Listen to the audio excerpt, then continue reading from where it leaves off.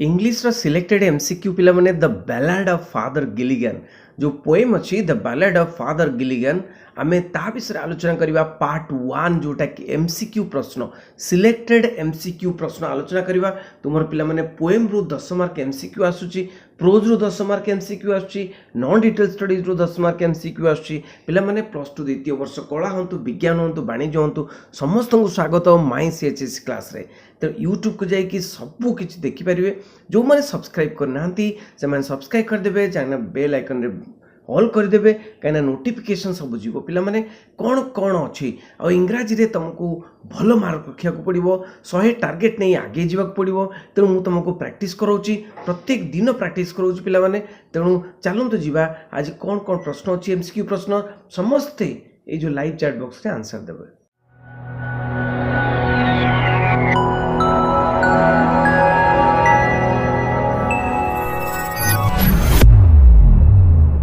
देखिए पिला माने एमसीक्यू कौन अच्छी the ballad of Father Gilligan रो देखिए प्रथम प्रश्न पिला माने स्क्रीन ऊपर प्रथम प्रश्न होची कौन what is a ballad what is a ballad तो बैलाड कौन ए जो बैलाड शब्दटी अच्छी से बैलाड शब्दर अर्थ कौन पिला माने ए नैरेटिव पोएम नेरेटिव माने विस्तृत भाव वर्णना कराई नेरेटिव पोएम गोटे स्टोरी भाया वर्णना कराई B a subjective poem C a descriptive poem D a short poem कौन हो पिला माने उत्तर कौन हम बैलाड माने होची ए नेरेटिव पोएम जमी कि स्टोरी गुटे बखणा जाए स्टोरी गुटे कुआ जाए से भाया नेरेटिव पोएम स्टोरी गोटे कही जोटा कि पोएम गोटे जोटा कि ए नेरेटिव पोएम पिला माने बैलाड माने होची ए नेरेटिव पोएम। देखिए परवर्ती प्रश्न व्हाई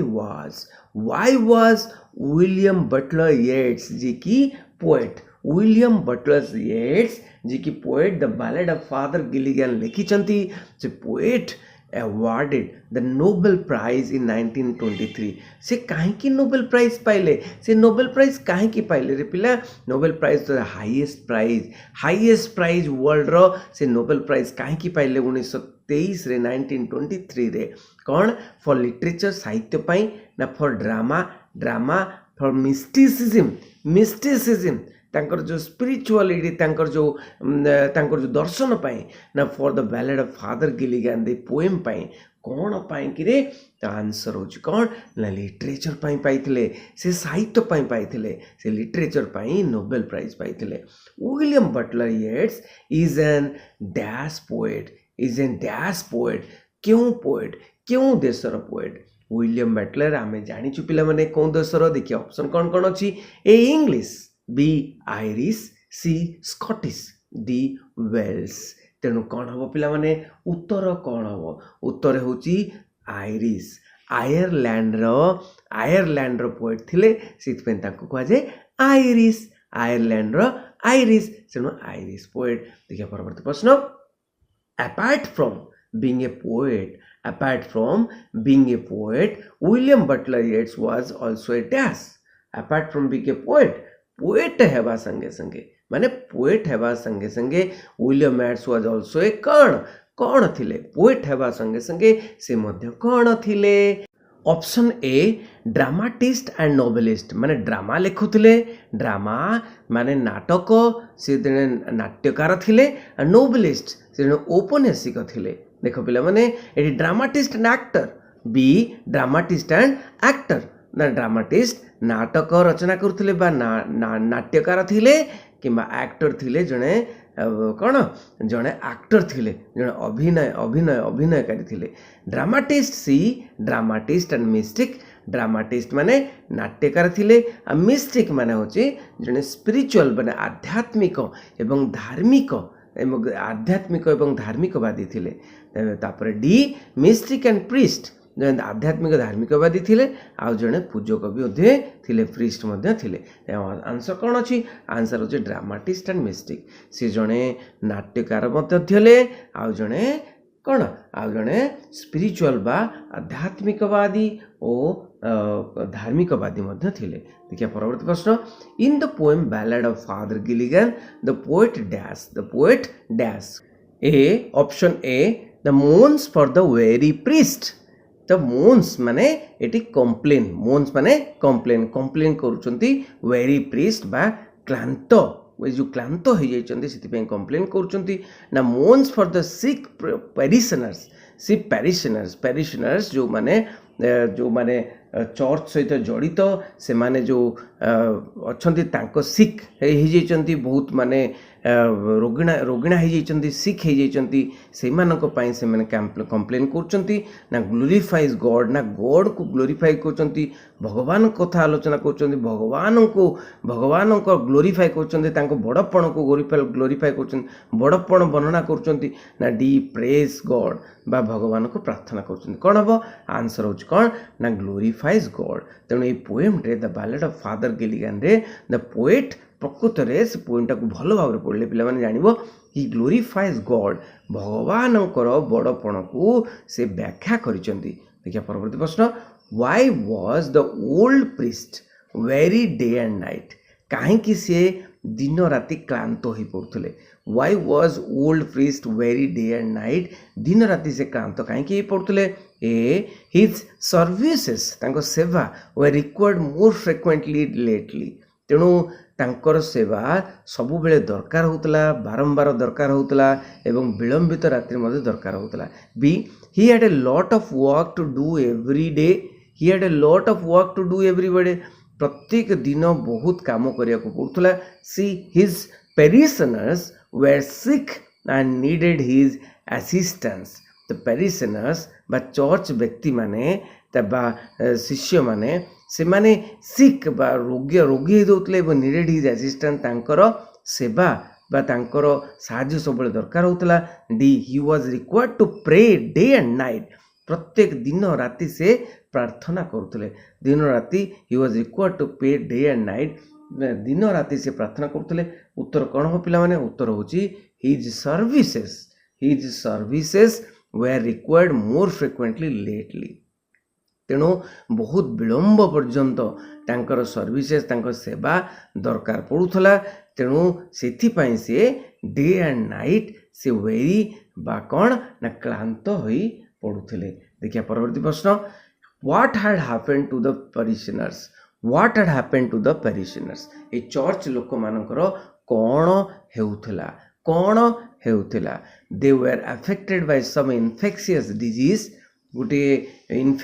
infected disease रे बा रोग रे से माने अफेक्ट हेतिले ना most of them were either dead और इन देयर डेड बेड्स तेणु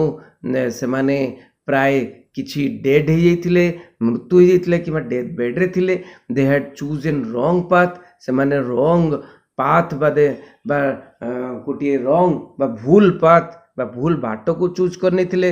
दे had left the priest Elon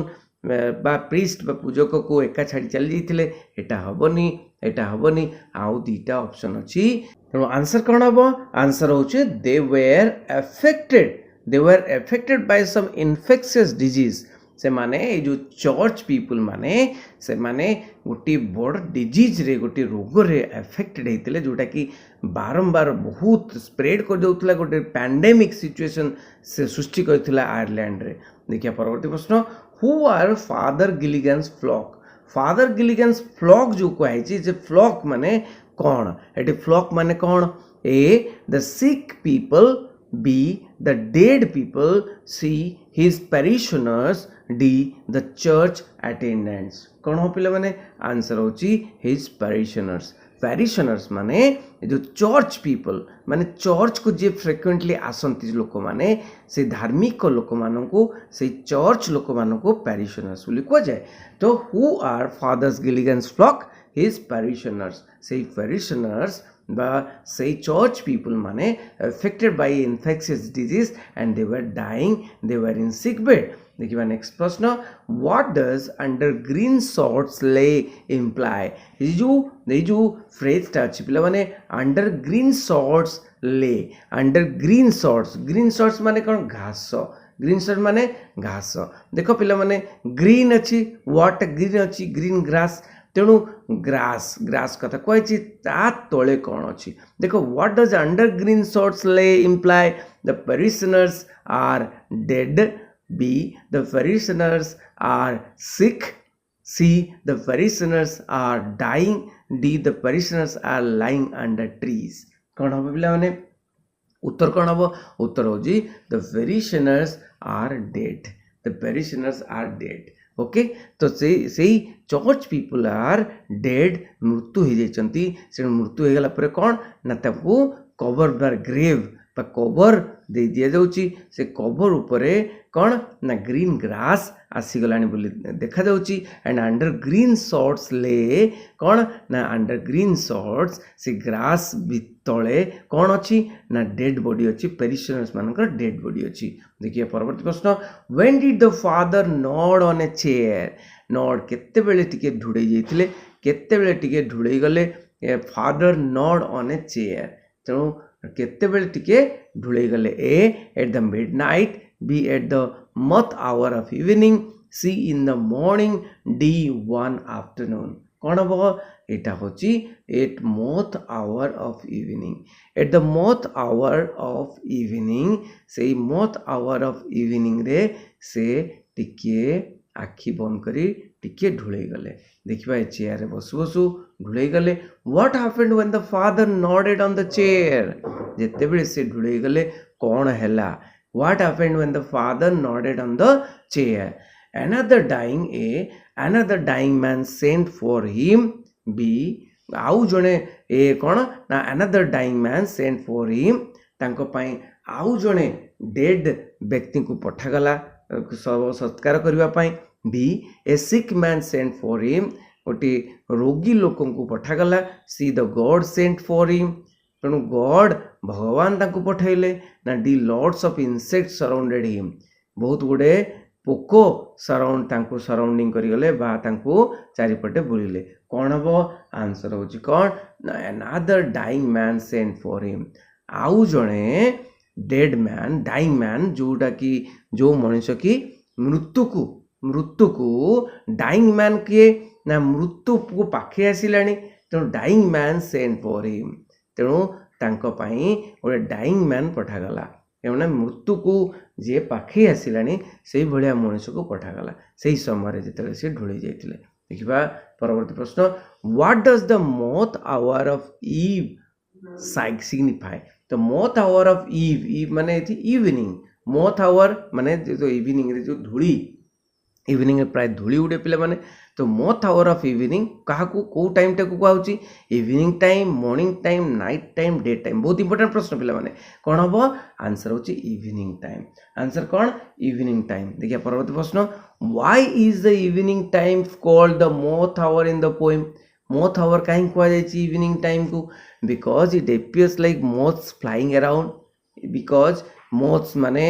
धूली एपट सेपटे बुले बा फ्लाइंग उड़े से समय बी गोधूली समय बोली कहती B because moths in great number appear at this hour नाई C because moths bring the evening moths माने इवनिंग को आणती ना बिकॉज मथ आवर मथ माने ये पिला माने डस्ट बा धूली तेणु बिकॉज मथ our is another word for the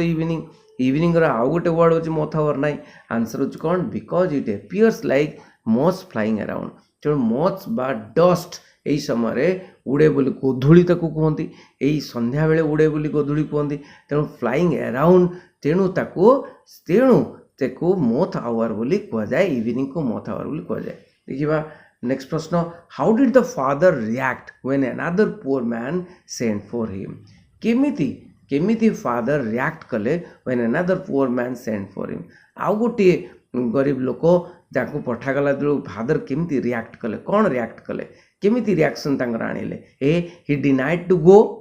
ये मना कले B he scolded the messenger से मैसेंजर को दूत को से गाली देले C he began to grieve दुखी हो गले D he started at once start कले काम कौन हम पिला माने तो आंसर होची हे दुखी हो गले ही बिगान टू